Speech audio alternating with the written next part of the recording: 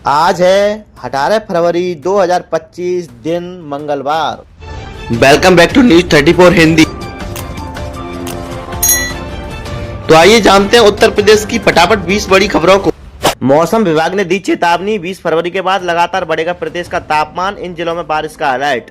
प्रदेश के विभिन्न जिलों में इस समय तापमान के साथ गर्मी लगातार बढ़ रही है। मौसम विभाग की माने तो 20 फरवरी तक तापमान बढ़ने का सिलसिला जारी रहेगा। सोमवार को सबसे ज्यादा अधिकतम तापमान के साथ प्रयागराज, वाराणसी, हमीरपुर और कानपुर शहर रहे।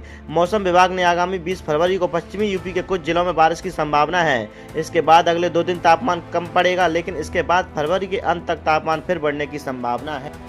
20 फरवरी को 2 दिवसीय दौरे पर रायबरेली आएंगे कांग्रेस सांसद राहुल गांधी, देंगे विकास की सौगात। सांसद राहुल गांधी का संभावित दौरा 20 फरवरी से है। इसे लेकर तैयारी तेज हो गई है। खासकर नगर पालिका चेयरमैन ने शहर के विकास को लेकर एजेंडा तैयार किया है, जिस पर वो राहुल गांधी से बात करेंगे। सिटी रिसोर्स सेंटर को चालू कराने के लिए पूरा जोर लगाया जाएगा। साथ ही सांसद ने इस मुद्दे को लोकसभा में उठाने का कहा जा सकता है। साथ ही नगर पालिका बालिका इंटर कॉलेज को खोले जाने की बात रखी जाएगी।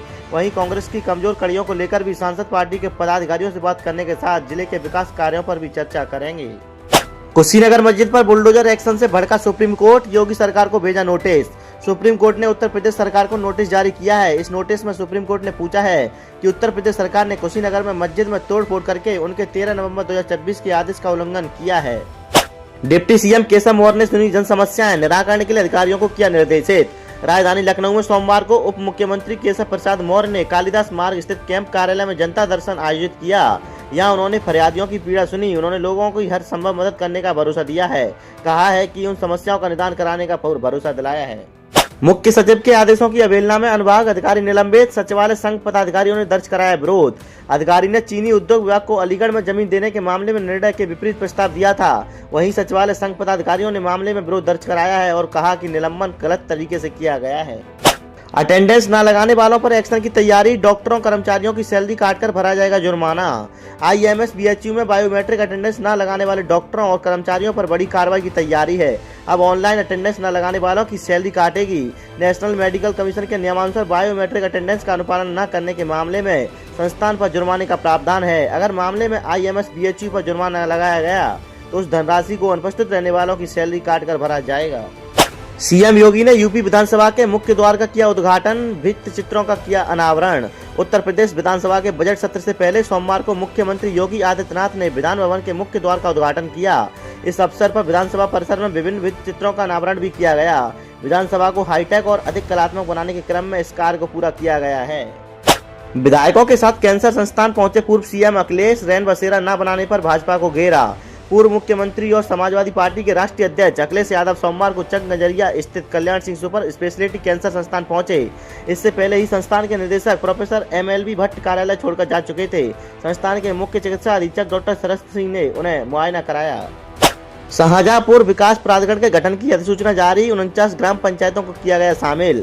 राज्यपाल आनंदीबेन पटेल ने शाहजहांपुर विकास प्राधिकरण के गठन की अधिसूचना जारी कर दी है। उन्होंने शासन को उपाध्यक्ष और सदस्य नामित करने के निर्देश दिए हैं। प्रमुख सचिव P गुरु प्रसाद ने पत्र जारी कर डीएम धर्मेंद्र प्रताप सिंह को इस संबंध में जानकारी दी है। अब जल्द ही प्राधिकरण सक्रिय हो जाएगा। संत प्रेमानंद की फिर शुरू हुई पदयात्रा, ब्रजवासियों की खुशी का नहीं रहा ठिकाना। ब्रजवासियों की अपार श्रद्धा और अनुरोध को देखते हुए संत प्रेमानंद महाराज ने अपनी पदयात्रा का मार्ग बदलते हुए NRI सोसाइटी के सामने से निकाला। इस अवसर पर बड़ी संख्या में श्रद्धालु उपस्थित रहे और महाराज के दर्शन कर पुण्य लाभ अर्जित किया है। नई दिल्ली रेलवे स्टेशन पर हादसे के बाद ताज एक्सप्रेस निरस्त, जंक्शन पर बढ़ाई गई सुरक्षा। नई दिल्ली रेलवे स्टेशन पर शनिवार रात हुई घटना के बाद मथुरा रेलवे स्टेशन पर रविवार सुबह से ही रेलवे अधिकारियों ने सुरक्षा बढ़ा दी। जंक्शन से दिल्ली जाने वाली ताज एक्सप्रेस को जानरस्त कर दिया। वहीं प्रयागराज जाने वाली महाकुंभ स्पेशल ट्रेन में एक एक करके श्रद्धालुओं को जीआरपी और आरपीएफ के जवानों ने बिठाया है। किसान ने मजबूरी में जोतवा दी फसल, कहा इस बार लागत भी नहीं निकल रही। किसानों के लिए इस बार टमाटर की खेती घाटे का सौदा साबित हो रही है। बदायूं में टमाटर का भाव गिरकर 5 रुपए प्रति किलो आ गया है। अब हाल यह है कि खेत से टमाटर निकालकर बाजार तक लाने का भाड़ा तक नहीं निकल पा रहा। परेशान किसान महावीर ने रविवार को अपनी फसल ट्रैक्टर से जुतवा दी है।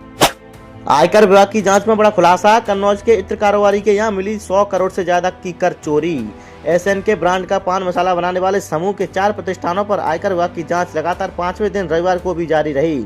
अब तक की जांच में अरबों रुपए की कर चोरी के दस्तावेज अफसरों के हाथ लगे हैं। दूसरी ओर समूह से जुड़े कन्नौज के इत्र कारोबारी पंडित चंद्रवली एंड सन्स के यहाँ से 100 से 150 करोड़ की चोरी कर पकड़वाने का दावा किया गया है। इस जिले में प्रधानमंत्री आवास योजना के लिए अब तक 30,600 आवेदन, जाने अंतिम तारीख। बरेली में प्रधानमंत्री आवास योजना 2.0 के लिए 7 फरवरी तक नगरीय निकायों में रहने वाले 30,600 लोगों ने आवेदन किया है। अंतिम तिथि 31 मार्च है। ऐसे में अभी ये संख्या और बढ़ने की उम्मीद है। पात्र लोगों को योजना के तहत आवास बनाने के लिए 2.5 लाख रुपए की आर्थिक मदद दी जाएगी। आवेदनों का सत्यापन नगरीय विकास अधिकरण कराएगा। ब्रिटेन के पूर्व प्रधानमंत्री ऋषि सुनक पहुंचे सीकरी और सिकंदरा, सुंदरता पर हुए फिदा। ब्रिटेन के पूर्व प्रधानमंत्री ऋषि सुनक ने आगरा भ्रमण के दूसरे दिन परिवार के साथ सिकंदरा, फतेहपुर सीकरी और कलाकृति का भ्रमण किया। वह फतेहपुर सीकरी और सिकंदरा की भव्यता और सुंदरता पर फिदा हो गए। इनका ऐतिहासिक महत्व भी जाना। कलाकृति में पच्ची कार्य कर रहे श्रमिकों से बात करते हुए इसे आर्ट ऑफ सैक्रिफाइस कहा है। मोबाइल, लैपटॉप सहित वस्तुएं चोरी होने पर थाने की मुहर अब नहीं होगी काफी, जीडी में एंट्री होगी जरूरी। Mobile, chequebook, passbook, ATM card और अन्य बहुमूल्य वस्तुएं चोरी होने की शिकायत के प्रार्थना पत्र पर सिर्फ थाने की मुहर लगाने से काम नहीं चलेगा। अब इसकी थाने की जीडी और सीसीटीएनएस पर भी एंट्री करनी होगी। इलाहाबाद हाई कोर्ट द्वारा वस्तुओं के चोरी होने की शिकायत पर थाने की मुहर लगाने की प्रवृत्ति को लेकर नाराजगी जताने के बाद डीजीपी प्रशांत कुमार ने मातहतों को इस बाबत नियमों के मुताबिक कार्रवाई करने को कहा है। प्रदेश का बजट सत्र मंगलवार से, विधानसभा अध्यक्ष ने परी की सुरक्षा व्यवस्था, सपा आज बनाएगी रणनीति। मंगलवार से शुरू होने वाले विधानमंडल के बजट सत्र को लेकर विधानसभा अध्यक्ष सतीश महाना ने विधान भवन परिसर की सुरक्षा व्यवस्था की तैयारियों को परखा और आवश्यक दिशा निर्देश दिए हैं। रविवार को विधान भवन में आयोजित सुरक्षा संबंधी समीक्षा बैठक में डीजीपी प्रशांत कुमार, एडीजी कानून व्यवस्था अमिताभ यस और लखनऊ के पुलिस कमिश्नर अमरेंद्र कुमार संगत समेत तमाम अधिकारी मौजूद रहे। पीलीभीत हाईवे किनारे नई टाउनशिप विकसित करेगा बीडीए, सर्वे शुरू, इन गांव में होगा भूमि अधिग्रहण। बरेली में पीलीभीत हाईवे के किनारे बीडीए नई टाउनशिप विकसित करेगा। इसके लिए सदर तहसील के 5 गांव चिन्हित किए गए हैं। प्रारंभिक सर्वे शुरू हो गया है।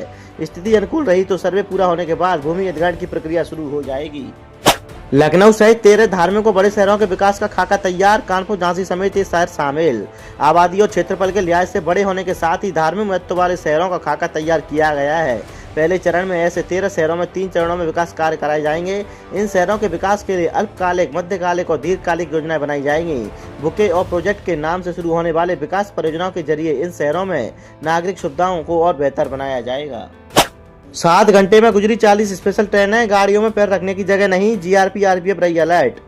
प्रयागराज से आने और जाने वाली महाकुंभ स्पेशल ट्रेनों में पैर तक की जगह नहीं है। स्टेशन पर ट्रेन रुकने, यात्रियों के चढ़ने और उतरने को लेकर धक्का मुक्की होती रही।